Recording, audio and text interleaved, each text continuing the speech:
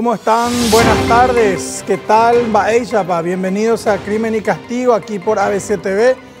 Yo soy Iván Leguizamón en esta tarde inestable en varios puntos de la capital y el departamento central. Pero así estamos y arrancamos esta nueva edición aquí por ABC TV.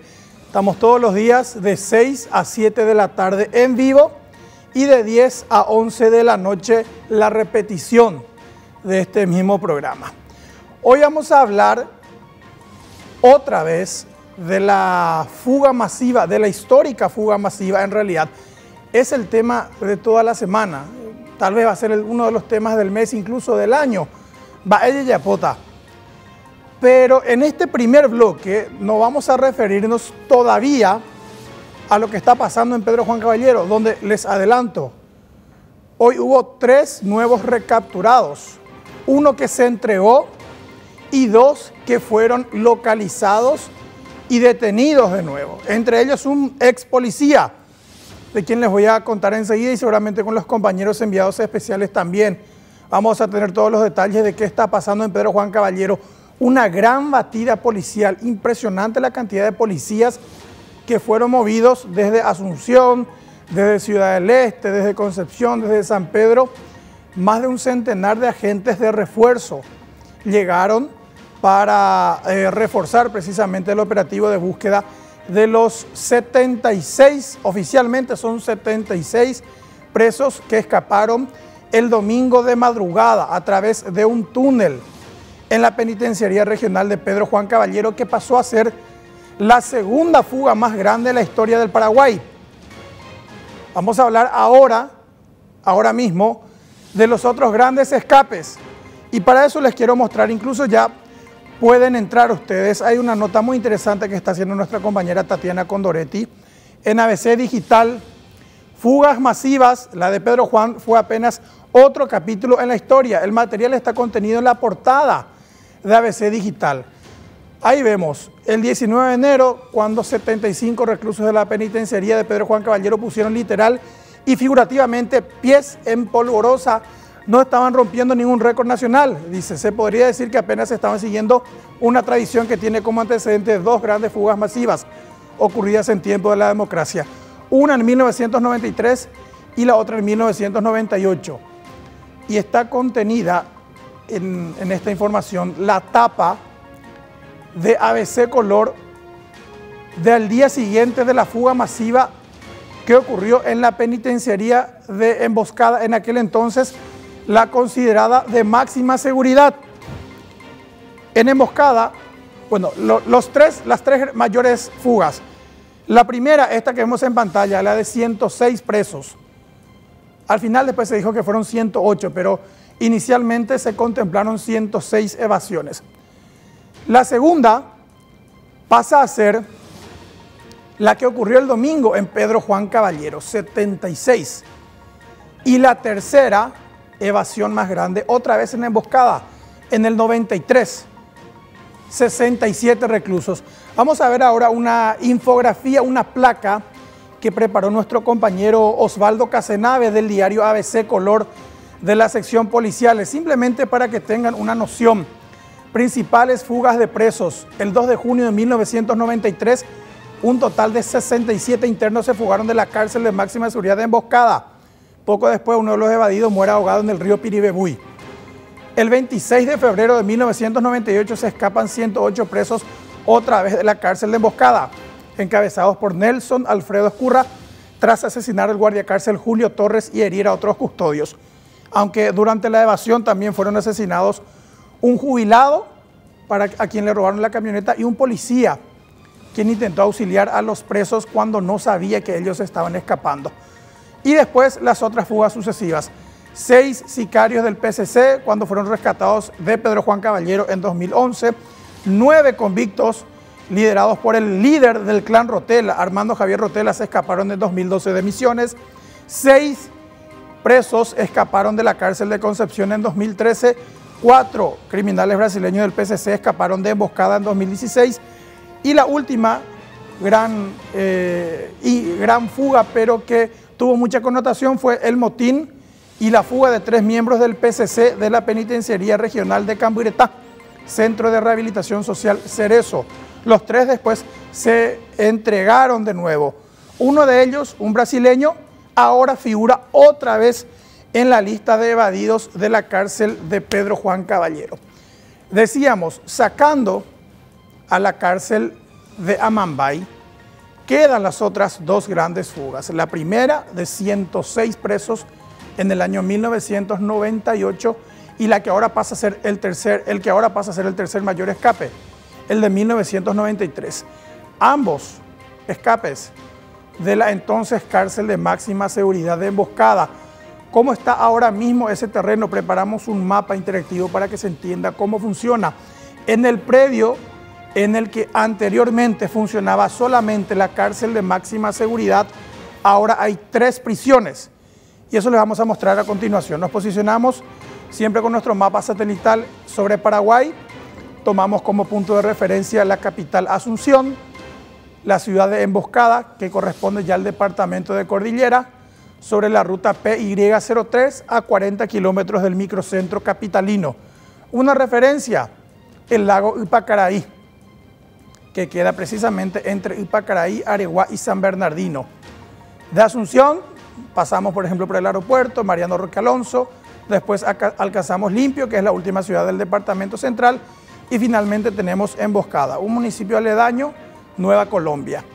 Desde el centro de Emboscada, para llegar al predio donde funcionan las 3 cárceles, se recorren otra vez otros 6 kilómetros, siempre sobre la ruta PY03, que ahora con la nueva orientación termina en Salto del Guairá.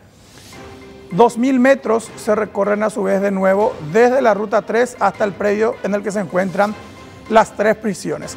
Esta, la otra y aquella, que son las 3 cárceles que hay en ese lugar y que forman parte de las 18 que maneja el Ministerio de Justicia. La primera, que es la ex de máxima seguridad, la otra que es una granja semiabierta y la tercera, la cárcel nueva denominada Padre Juan de la Vega. Ahí vemos las 3 prisiones de Emboscada, donde incluso se van a hacer 2 cárceles más, supuestamente. Y este fue el escenario de los escapes masivos del 93 y del 98. Esta es una cárcel construida en lo que fue una cantera, una zona constituida netamente por piedras, y ese fue un factor decisivo en el primer gran escape de presos en la era moderna en Paraguay. ¿Por qué? Porque resulta ser que los constructores de esta prisión estaban tan confiados en la fortificación que olvidaron un pequeño detalle. Y ahora paso a explicarles por qué. Acuerdan construir la cárcel, pero usaron piedras sacadas del terreno. Pero no usaron mezcla, no usaron cemento. Usaron simplemente una especie de mezcla, pero con arena, la tierra roja extraída también del terreno. Claro, los que construyeron la cárcel de Emboscada habrán dicho, no, man, y conté mezcla así, y también me oí, total, es todo piedra. Resulta ser que acomodaron las piedras y las unieron con una mezcla hecha con tierra roja. Y en el año 1993, un grupo de internos se las ingenió para abrir un boquete. No fue un túnel, fue un boquete. Vamos a recordar las principales publicaciones de ABC Color en aquel lejano 1993, cuando 67 reos se evadieron. Un antecedente inmediato. Un mes antes hubo un motín en Tacumbú y fueron trasladados en carácter de castigados 150 presos a Emboscada. Y desde entonces empezaron a arañar, hoy caray, empezaron a raspar la pared de la celda número 14. Como les dije, ellos vieron que la pared estaba hecha así con una mezcla de tierra roja. Ahí podemos parar un ratito. Les voy a leer la tapa de ABC Color del 3 de junio, un día después de la fuga.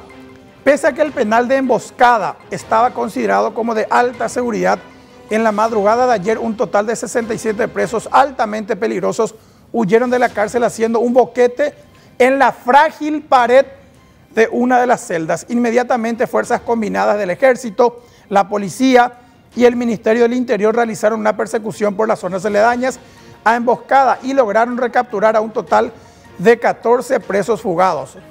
Ahí vamos a seguir nomás con la publicación, compañeros. Según los datos que habían trascendido en aquella época, estos presos, ahí dice, hasta el cierre de nuestra edición se informó también que uno habría muerto ahogado al tratar de escapar a nado por el río Piribebuy. Un intenso operativo de rastrillaje seguía realizándose anoche, decía la publicación de ABC Color del 3 de junio del año 1993, un día después del escape que ocurrió el 2 de junio. Vamos a reproducir en velocidad normal esta animación de las páginas del diario más importante de la República. Les decía, oye, hoy caray, y la pared. Uno de ellos pilló que había sido hoy cutucutú la pareja ya, oye, Opama, se deshacía, se desintegraba la pared. Entonces pilló a la pucha, y empezaron a cavar el boquete cada noche.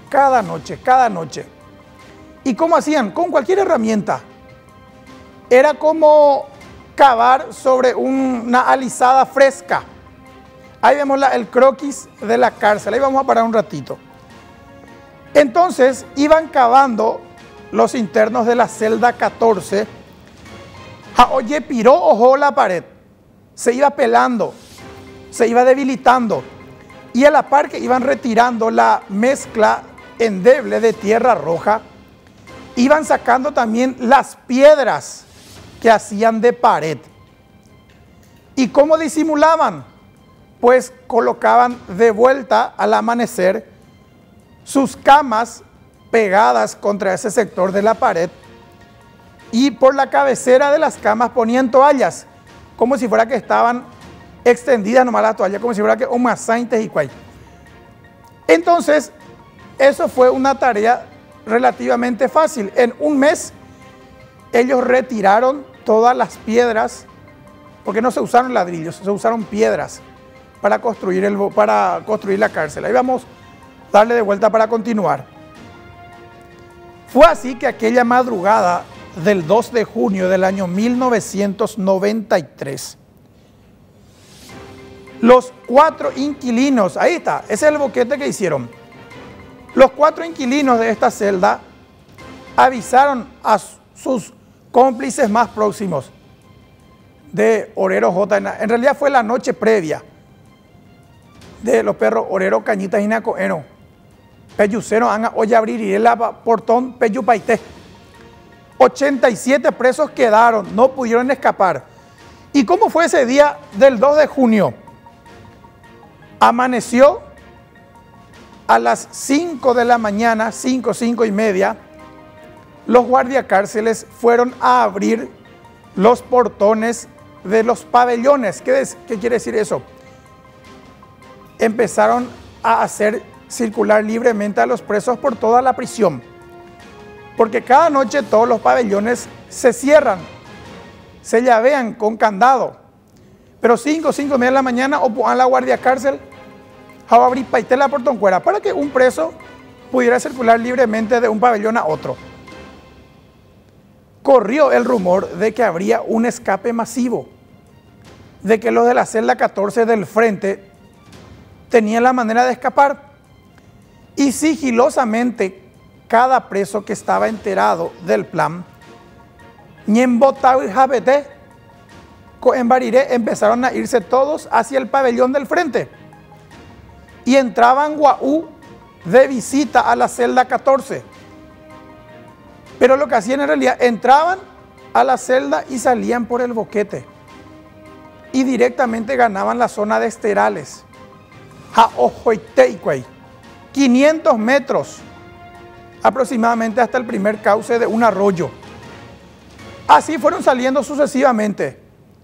5 y media, 6, 6:30 de la mañana, a las 7, los guardiacárceles se disponen a llamar lista a los internos. El famoso pasar revista. Fulano de tal, Daipori. Fulano de tal, Daipori. Es algo que se hace cada día en las cárceles. Empezaron a faltar 5 hombres, después 10. Al final se percataron que era 67. Uno de los que escapó aquella vez era uno de los criminales más famosos de la época, el famoso Beruí. Ahí lo vemos en pantalla. ¿Habrán escuchado ustedes, señor, señora, hablar de un delincuente apodado Beruí? Ahí está. Vamos a reproducir nomás esta página, compañeros. Simplemente les quiero mostrar. Él es Crispín Paredes Flecha, el famoso Beruí, quien encabezó, quien comandó aquel escape masivo. Beruí tal vez es uno de los delincuentes más famosos que produjo Paraguay. Cuando él estaba cumpliendo una pena de 30 años de encierro. Ahí podemos parar un ratito. Fíjense. Emboscada, Osvaldo Cáceres y Virgilio Vera, enviados especiales, el copete del material. Osvaldo Cáceres, nuestro conductor de este programa, quien se encuentra de vacaciones. En el 93 él se fue a cubrir este escape. Con el cansancio a cuestas, los policías realizaron ayer otro operativo de rastrillaje en la zona de Emboscada y localidades aledañas en busca de reclusos fugados. El despliegue tuvo su rédito fructífero durante la madrugada, cuando fueron detenidos peligrosos delincuentes como Crispín Paredes Flecha, alias Beruí, y Cosme Damián Quintana, alias Chinoí, quienes cayeron en Limpio y en Mariano Roque Alonso respectivamente. Y ayer a la noche, cuando fue aprehendido Rubén Martínez Cabral, con los 14 recapturados de ayer, suman en total 34 los aprehendidos. 4 presumiblemente murieron y 29 continúan prófugos. El al recuento. Podemos darle otra vez para continuar a esta animación. Y ahí está. Pemaña pona vea ver caray orecua campera negra. Acá mostrarme vos, señor director. ¿Cuál es la famoso Beruí? Tal vez el delincuente más famoso que produjo. El original, porque después hubo otro Beruí. Este es el Beruí original. Este es el famoso, el que se hizo un mito. Él estaba preso desde poco después del golpe, allá por el 90. Le asaltó en Fernando de la Mora a un muchacho que manejaba un automóvil Santana Quantum. Cuando eso, en la década de los 90, el asaltante o el delincuente más famoso era Hugo Vera y Aragón, el famoso robacoches, pero que se limitaba solamente a eso, a robar vehículos. No había todavía asaltos con homicidios. Bueno, Beruí pasó a inaugurar esa modalidad, además de incursionar en el robo de vehículos o por Oyucama. Y él en el 2000, en el 91, le mató a un muchacho para robarle su automóvil Volkswagen Santana Quantum. Poco tiempo después fue capturado el famoso Beruí y fue encarcelado. Él se escapó en el 93 en aquella fuga masiva. Aunque después, unos días después, fue recapturado en Limpio. Después se escaparía de nuevo y hasta ahora nunca más se supo nada de él. Vean la famosa Beruí. Vamos a seguir reproduciendo, porque incluso hay una sabrosa entrevista que él concedió a nuestro compañero Osvaldo Cáceres en aquella época. Ahí está, cabecilla de la fuga fueron los de la celda 14. Crispín Paredes Flecha, alias Beruí, dio a entender ayer que los ideólogos de la masiva fuga de presos de Emboscada fueron los reclusos de la celda 14. Catalino Algarín, Sergio Aguilera, José Vargas y Merardo Maidana, el recluso quien fue condenado a 30 años de cárcel por homicidio y asalto a mano armada. Vestía una costosa campera de cuero, calzaba championes de marca y llevaba una gruesa cadena de oro. Todo robado por él mismo en la noche anterior a su detención. Aclaró, sin embargo, que no fue protagonista de ningún asalto en Itapirú. Yo me fugué porque me invitaron. A eso de las 9 de la noche me dijeron que si quería ir, tenía que preparar mis cosas para salir al día siguiente. Para la mañana ya tenía todo preparado, dijo cuando eso en Beruí. Imagínense, seguimos reproduciendo esta nota. Señaló además que fue muy fácil escapar, pues no había control. 93, año 93 estamos hablando. A las 5:30 los celadores abrieron las puertas y nos fuimos a la celda 14 y salimos. Nosotros, dijo, por él y por José Villalba, fuimos los últimos en salir. A eso de las 6:30 de la mañana, cuando salimos ya había mucha gente afuera. Al salir nos metimos a los montes y fuimos arrastrándonos en la maleza hasta llegar al río Salado. Ya de noche llegamos a Limpio, a las 10 de la noche del jueves, donde nos agarraron los de la barrera. No pude tomar otro camino porque no conocía el lugar. Este fue el testimonio de uno de los asaltantes, repito, más famosos que produjo el Paraguay. Primero me agarraron y me llevaron al cuartel central de la policía y de ahí me trajeron aquí. Pero me trataron bien, no me hicieron nada, dijo el peligroso asaltante aquella vez. Cuando intervinieron los policías, ocurrió lo siguiente. En el 93 no era usual, ordinario, común, un escape como este. Entonces se reunió a toda la dotación policial posible. Y había una orden clara. Ustedes saben lo que es la carta blanca. Carta blanca es vía libre para matar. Y esa fue la orden que recibieron los policías. Palabras más, palabras menos, el jefe de aquel equipo dijo: bueno, la mitad, ya haya de cacho de cuera y hay carta blanca. Ñamba a poque. Ya saben qué hacer. Todos los policías, y ahí podemos parar un ratito, todos los policías que participaron del operativo sabían que podían disparar a matar. Mientras estaba en pleno apogeo la búsqueda de los criminales evadidos, el Paraguay también se conmocionaba por la detención de Amés, aquel adolescente de 14 años que había matado a los miembros de la familia Rivelli.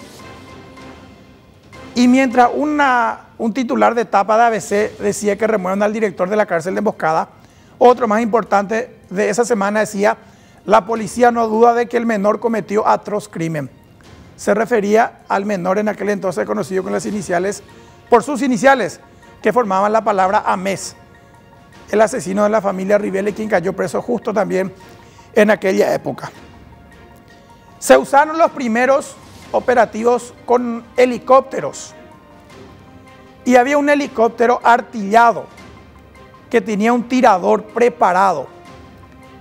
Y como había carta blanca para la policía, en los primeros sobrevuelos ya cayeron 5 a 6 evadidos de emboscada muertos. Desde arriba les jugaban a mansalva, porque esa era la orden. Y los que se encontraban por casualidad con los evadidos en tierra, los acribillaban y los tiraban al río Piribebuy, que es el que rodea a la cárcel de Emboscada, la cárcel antigua en aquella época. De los 67 evadidos, al menos 20 fueron asesinados o fueron eliminados en realidad. ¿Pero por qué? Porque había esa orden. Por eso es que los policías que participaron de aquel operativo, recuerda, dice, había una orden clara, o sea, nosotros podíamos actuar. Pero no es que le matábamos porque queríamos matar, era porque eran peligrosos para nuestra sociedad. Algo peor incluso pasó en 1998.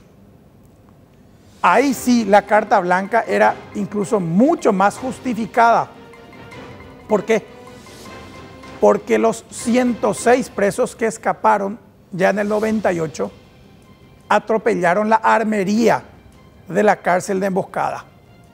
Vamos a pasar a recordar ahora los principales momentos, las principales imágenes de aquel gran escape. Se fugan 106 presos y aterrorizan a Emboscada. El 26 de febrero de 1998 fue la fuga. Y ahí vemos en la tapa de ABC Color a los policías desplegados. Un ratito vamos a parar ahí. En circunstancias no todo claras, 106 de los 181 reclusos de la cárcel de alta seguridad de Emboscada se fugaron ayer de siesta. Los amotinados aprovecharon el descuido de un centinela, lo desarmaron y se apoderaron de armas de grueso calibre. Hirieron a varios guardias y escaparon en masa. Ya en la calle, los diversos grupos sembraron terror y zozobra en las comunidades aledañas. Asesinaron a un jubilado para robarle su camioneta y también a un policía. Asaltaron ómnibus, tomaron rehenes y amenazaron a pobladores. Fuerzas conjuntas de la policía y las Fuerzas Armadas desplegaron un gigantesco operativo para recapturar a los peligrosos delincuentes. Hasta el cierre de nuestra edición había logrado aprender a 8 de ellos y se anunciaban rastrillajes que continuarían. Vamos a seguir reproduciendo. Y ahí vemos con su cara ensangrentada. Yo le decía que en Beruí era el asaltante, uno de los asaltantes más importantes que produjo el Paraguay, más conocido en realidad. Pero este es el asaltante más sanguinario que tuvo nuestro país. Nelson Alfredo Ezcurra, en aquel entonces de 23 años, bautizado también con el famoso apodo de Cureblanco. Cureblanco fue el que comandó este ataque. Él estaba preso y condenado a 25 años de cárcel por el asesinato de Ángel Pane, el dueño del supermercado María Cristina de Luque, ex vicepresidente del Sportivo Luqueño. En el 95 ocurrió ese asalto. Fueron asesinados Ángel Pane y un custodio del supermercado de Luque. Cureblanco estaba preso en aquella época por ese hecho. Durante una jornada de visita, alguien logró meter una pistola que le dieron a Cureblanco. Y con esa pistola, Cureblanco le redujo a otro guardia cárcel, a quien tomaron de rehén. Y con ese guardia cárcel llegaron hasta el frente del penal Orajaico, ahí como rehén al guardia cárcel. Y ahí exigieron a los demás centinelas, pe abrí oreve la armería, o si no, pe manombata. Ahí vamos a parar un ratito. Esta es la crónica. A las 14 horas ocurrió: un preso desarma a un guardia cárcel, varios centinelas son heridos. 14:15, los reos toman en control de las calles de emboscada. Y 20, 3 fugados cometen el primer asalto a una estación de servicios. Y 45, los mismos presos en fuga vuelcan con el vehículo tras enfrentarse a tiros contra la policía. Y así sucesivamente. ABC publicó los hechos de manera cronológica. Nelson Alfredo Ezcurra tomó el control de la armería de la cárcel de Emboscada. Él ya estaba armado con 2 pistolas. Abrió la armería y, como era la cárcel de máxima seguridad en aquella época, había fusiles M16, ametralladoras FAMAE y MP5, así como escopetas. Cureblanco empezó a repartirle las metralletas a sus cómplices convictos. Y así salieron Balapupe, un guardia cárcel que estaba en una torreta, en una garita, repelió a los convictos con un fusil .30. Un guardia cárcel de apellido Torres empezó a disparar. Un bocapú se cuela la guardia desde arriba, a una distancia de unos 40 metros. Cureblanco le disparó y le acertó en la cabeza al guardia cárcel. La tuviera curar lamentablemente y pulso cacara la Cureblanco. Con ese guardia neutralizado, muerto y otros heridos, por ejemplo, uno perdió el riñón. Un riñón perdió. Hasta ahora dice que trabaja en Emboscada.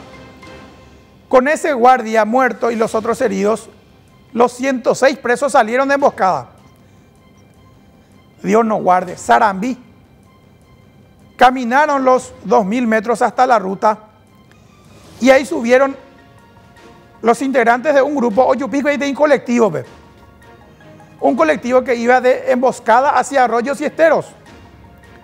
Tomaron el colectivo y tomaron de rehén a los pasajeros y al chofer. En la comisaría de Arroyos y Esteros todavía no sabían que había ocurrido la fuga. Pero por si intentaban atajar el colectivo, ¿qué hicieron los reos? Eran unos 15. Empezaron a saltar, a gritar y a cantar dentro del colectivo, como si fuera que eran miembros de un equipo de fútbol que venían de un torneo. Imagínense lo que hicieron. Ojasado y Guaybe comisaría Arroyo Estero Nondeubi. Dale campeón, dale campeón. Empezaron a gritar. Y el colectivo aminoró la marcha frente a la comisaría y los policías miraban. Adiós, güera. Se hicieron chau. Dale campeón, dale campeón. Empezaron a gritar.